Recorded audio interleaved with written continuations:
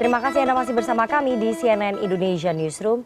Nawawi Pomolango resmi menjabat Ketua Sementara KPK menggantikan Firly Bahuri. Di era kepemimpinannya, Nawawi meminta KPK tidak mengumumkan sosok tersangka korupsi sebelum dilakukan konferensi pers.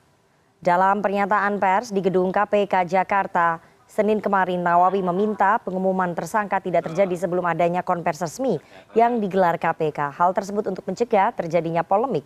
Menurut Nawawi, kebijakan itu juga telah menjadi acuan KPK sebelum dia menjabat sebagai Ketua KPK. Lebih lanjut, Nawawi mengatakan kebijakan ini juga diterapkan bagi pimpinan yang meminta pimpinan KPK tidak mengumumkan sosok tersangka di KPK sebelum adanya konvers penahanan tersangka. Juga tadi dalam rapat yang kami gelar telah meminta untuk membiasakan diri. Kalau kita punya komitmen bahwa penetapan tersangka itu akan kita bacakan dalam pengumuman, kita konsisten dengan itu. Jangan sebelum tindakan penahanan, tindakan apa, sudah keburu ngomong, keceplosan ini sudah tersangka, itu menimbulkan persoalan. Saya sudah minta Biro Humas untuk tegas.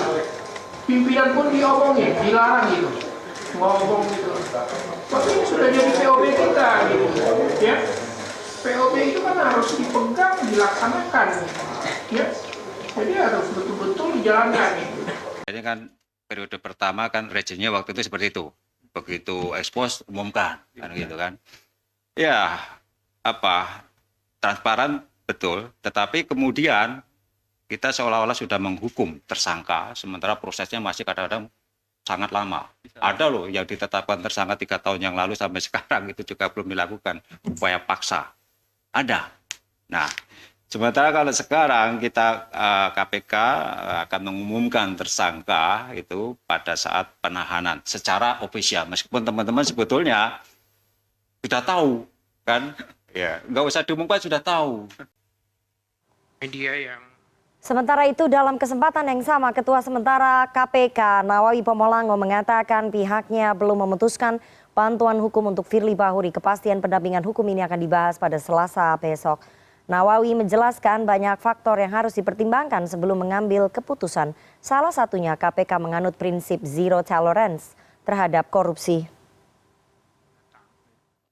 termasuk materi apakah kami akan melakukan pendampingan hukum lagi kepada Pak Firly setelah pada fase pemberhentian sementara ini, itu belum sempat. Besok kami agendakan untuk menyikapinya gitu. Apakah bantuan hukum itu akan kami lakukan pada yang bersangkutan atau tidak. Kami banyak mempertimbangkan banyak hal karena kita punya komitmen bahwa lembaga ini adalah lembaga yang harus zero tolerance daripada isu korupsi. Itu akan menjadi bagian pertimbangan kami apakah akan melakukan pendampingan atau tidak pada yang bersangkutan.